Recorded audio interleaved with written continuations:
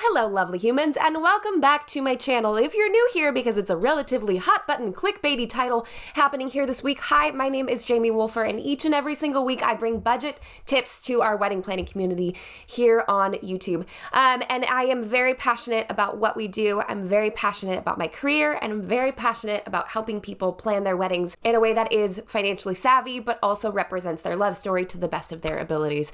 That's what we do here. So when one of you actually mentioned in the comments of last week's video that I should take a look at Chelsea from the Financial Diet's latest video, I was like, maybe I should. Based off the title of this video, which is 5 Shocking Financial Truths About the Wedding Industry, I have a feeling that we might have a few like agree to disagree type moments happening in this little tete-a-tete, if you will. Now, before we kind of launch into everything, again, if you're new here, you probably haven't seen one of my disclaimers before, but it helps me feel better and also helps to fight off the trolls just a little bit. Everyone is going to have a different opinion about weddings. My channel is not going to be right for you if you are not interested in having a wedding. Like, I'm a wedding planner. I'm considered a luxury by 99% of the population. I'm aware of that. And in no way, shape, or form am I trying to force anyone to hire me specifically to come to your wedding, to run your wedding day. That's not the point here of this channel. It's to help those with a budget who can't afford a wedding planner get some insight from someone who knows a little bit about what they're doing in the industry. There are things about the wedding industry that absolutely tick me off. There are things about the wedding industry that I'm a huge fan of. Those are my opinions. We're all entitled to them. Just like someone would say, oh my gosh, I got a brand new Volvo. I couldn't imagine driving anything else. It's so safe. Another person would say, Volvos are the worst car ever. I would never spend money on that. And then there'd be a third person saying, why would you have a car? You should probably go green and ride a bike instead. You don't need to have a car. And then yet another person would say, why would you ever buy something for that cost? You could buy something used at this cost. We're all going to have different opinions on cars, on weddings, on big ticket purchases in our lives. We're gonna have different opinions on them because of how we were raised, the culture that we're in, or just generally our opinion on things. So it's okay to disagree on these things. That's perfectly acceptable. I'm okay with that. I hope you're okay with that too. It's not my intention to do any roasting here today, but maybe perhaps just have an open dialogue, again, I haven't quite seen it yet, about some of the issues that she might be bringing up in this video. All right, so without further ado, let's just jump right into it.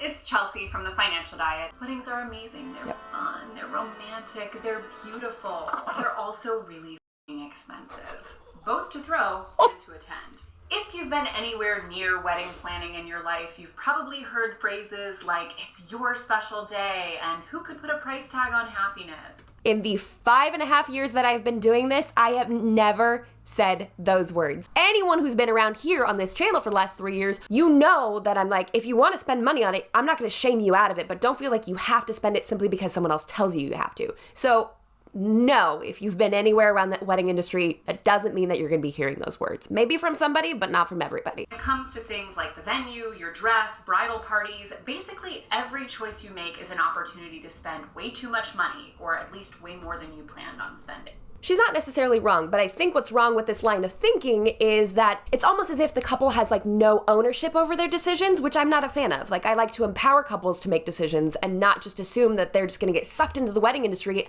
and forced to pay absolutely every single high cost they ever come across. It's not like there aren't expensive things out there, but also you have the ability to choose to not pay those amounts. But the reality is, this feeling that you enter into wedding planning with one specific plan and then leave with a completely different budget than you had intended is intentional. We're not sorcerers. We can't convince you to spend more money than you should be spending. If you don't want to spend that amount of money, or if you don't have that money, you don't have to spend it. Are there people in this industry that will make you feel like you have to spend more? Yes. Do you have to spend it? No. If you go to a sleazy used car salesman, is he going to try to work you over for the most amount of money possible? Yes. Are there going to be wedding vendors that do something along those lines? I'm sure there are. Have I seen them personally? I don't think so. So this idea that wedding planning is like a pinball machine that you get thrown into and then bounced around and you have absolutely no choice, that really grinds my gears, because You do, and there are plenty of vendors out there that will meet your needs and meet your budget and offer you fantastic service without using a battering ram to get you there. The wedding industry is not exactly fair or practical and has in many ways been designed to separate people in the throes of love from their hard-earned money. Okay, the amount of mom and pop shops that do this because they love what they do, most of the people I work with are small businesses. They're not out there to gouge you for every single dollar that you have. They're looking to make a living. I get really mad about broad sweeping strokes and stereotyping of wedding vendors in this way because I'm like, sure, maybe there's some people that do that, but like 90% of us are just trying to keep the roof over our head. We're out to separate you from your money. Well, then don't hire us.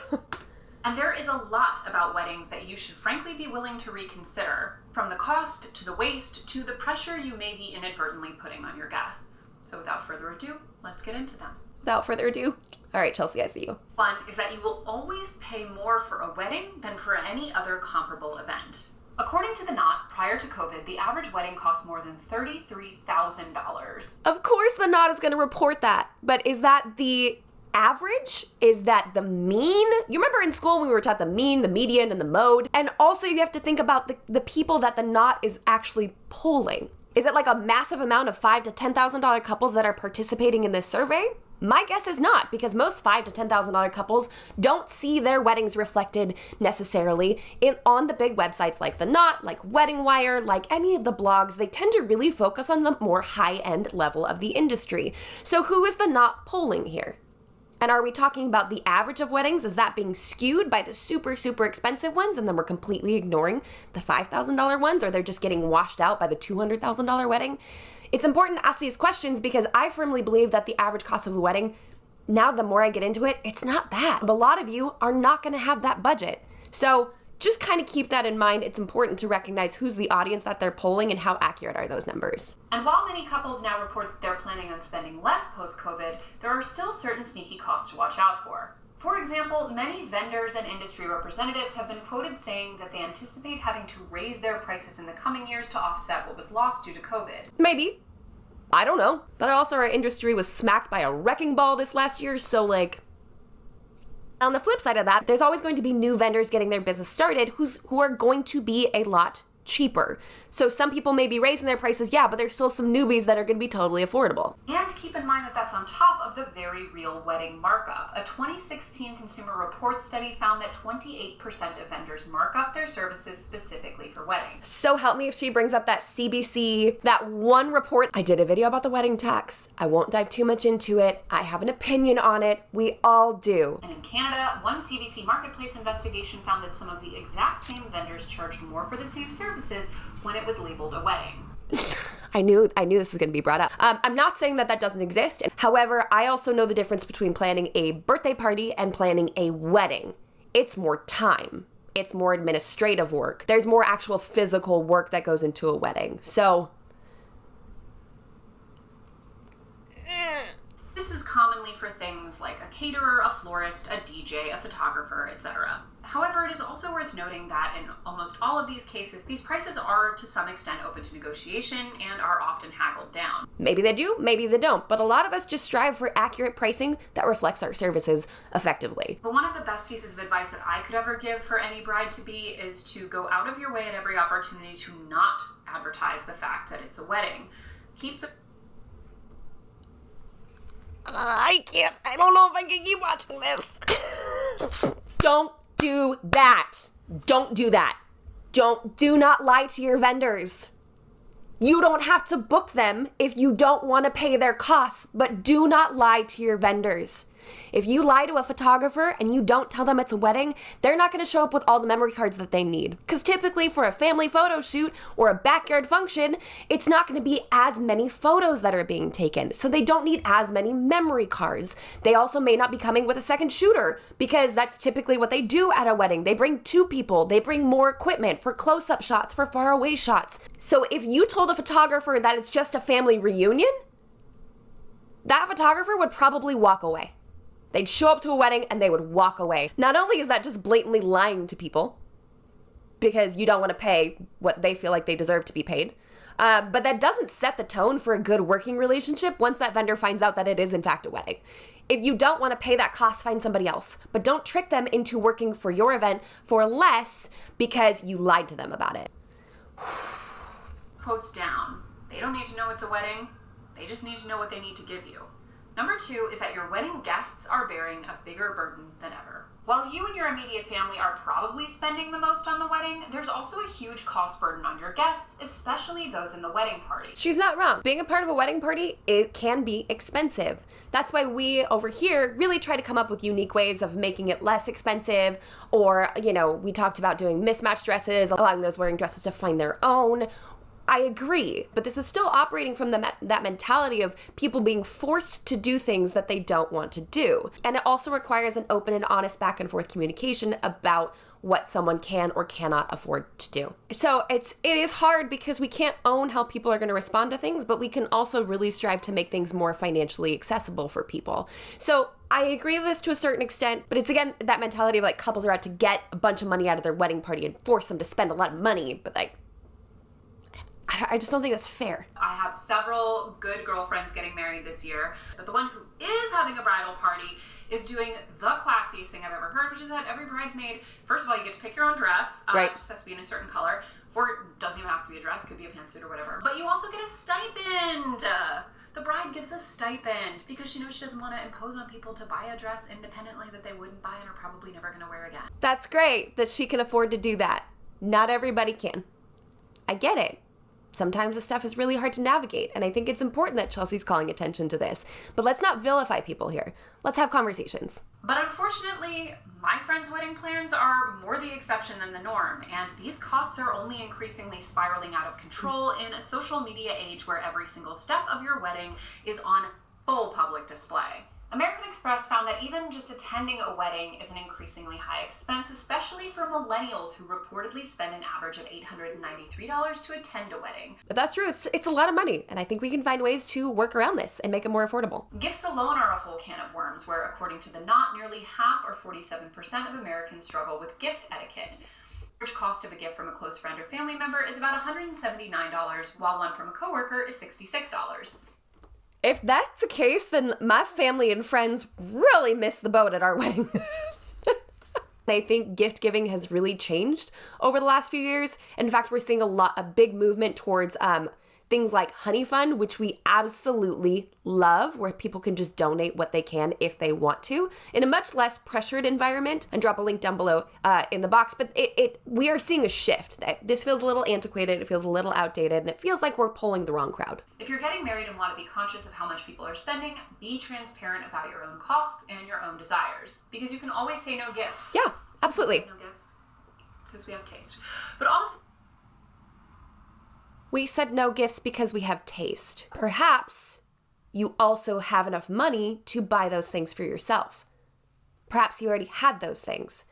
I don't think shaming people because they're receiving gifts is the appropriate way to tackle what feels like a very large issue to you. So perhaps we shift the narrative again, because that feels a little unfair. And this is something, maybe I'm in the minority here, but I feel like people who are traveling a great distance to go to your wedding should not be expected to give you a wedding gift.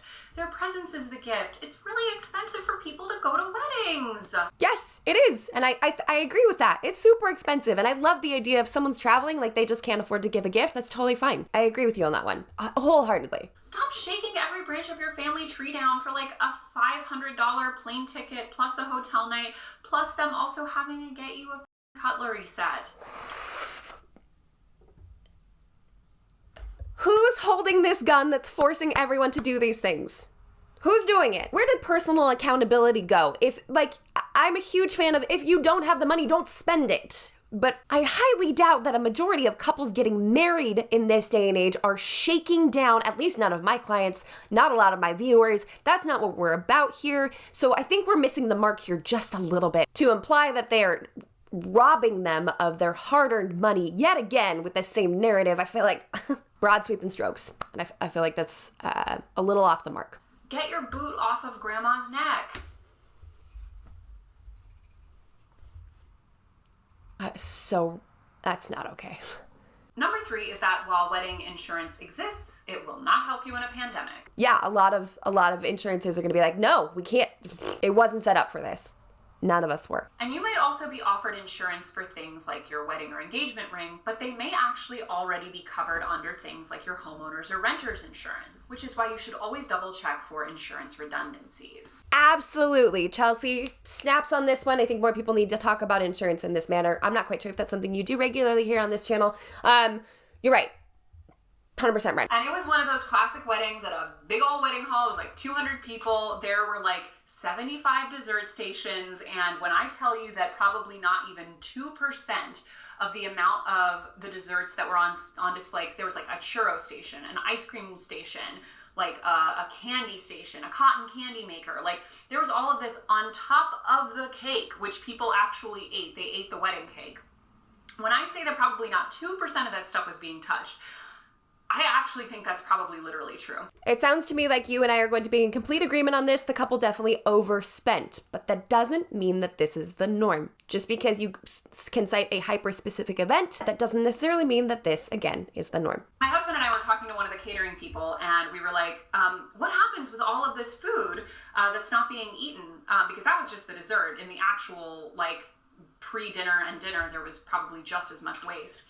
And the guy was like, oh, we actually, after every wedding, we donate all of the uneaten food to a local homeless shelter. And we actually transported ourselves over there before the wedding was even fully done. And we were like, that's amazing. He was like, I'm messing with you. We throw it out. Okay, this feels like a tacky caterer. That was not appropriate. It was not funny. Don't recommend behaving like that. And I know a lot of places that do offer that as a service. Again, we're using one instance to paint the whole wedding industry. But in all seriousness, you do not have to be a devoted environmentalist to care about your wedding not being an enormous source of waste. Totally agree. There is a truly obscene amount of single-use items in any given wedding. Mm-hmm. Everything from table settings to napkins to flowers to all of the uneaten food. And according to Greenbrod, weddings and receptions produce between 400 and 600 pounds of waste in a single night. And that's wasting money too, of course, because just think about how much wedding food gets paid for but never eaten. And wastefulness is about more than what's in a trash bag. Think bigger, because rings and diamonds have a major environmental impact. Diamond mining is associated with deforestation, soil erosion, and major human exploitation. Agreed. That's why I like moissanite rings. But we've talked about that before here on this channel. I think it's wise to be aware of that. The average wedding dress emits 14.5 tons of CO2. Wow, fascinating. I didn't know that. And it'd be interesting to chat with a wedding dress producer on something like this. I don't know. Good food for thought. And of course, there's also the issue of air travel. If you have wedding guests flying in, your wedding isn't exactly green.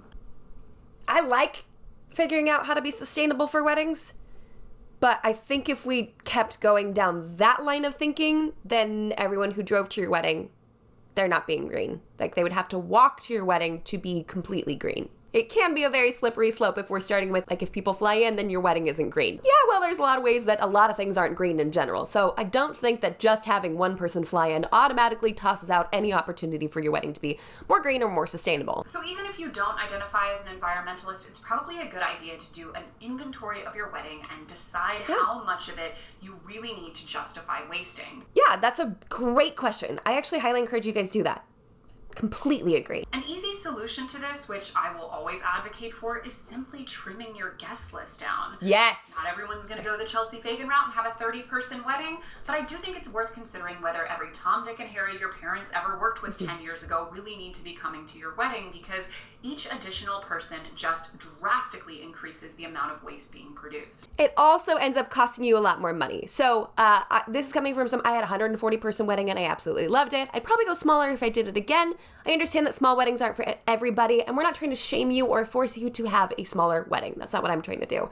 But with a smaller guest count, it's less expensive, there is less waste, there's a lot of benefits to it. But I'm also a people person, so I would probably not go the 30-person route because it would gut me to try to limit it to that few people. Lastly is that even the little things can cost big money. Mm-hmm. All of the little things that you never tend to think about in planning a wedding are often the things that will most quickly add up. Things like centerpieces, name cards, thank you cards, all the little gifts and trinkets pile. For example, 20 years ago, if you wanted to ask someone to be your maid of honor, you could just ask them over a glass of wine. These days, it's much trendier to put together a DIY Be My Maid box, or even to buy one. You're right, it is. We now live in a social media world where pictures of what we've done or are doing is a huge component of many people's lives. I agree, having these Instagrammable moments is really affecting how people spend money for their wedding days. Not to mention having Pinterest as a constant source of inspiration and pressure to do things a certain way or spend a certain amount of money.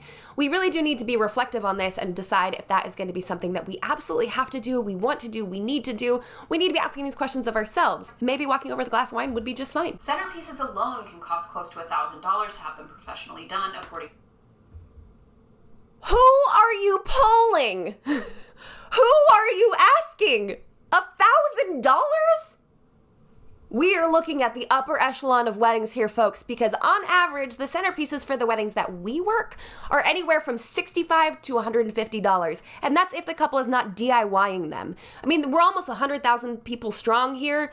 A lot of people here will never spend anywhere remotely close to $1,000 on their centerpieces. I think we're looking at some skewed information here, and that is not accurate. And while an open bar is generally the best way to thank your guests for coming to your wedding, remember that in some places, open bars can come with extra costs.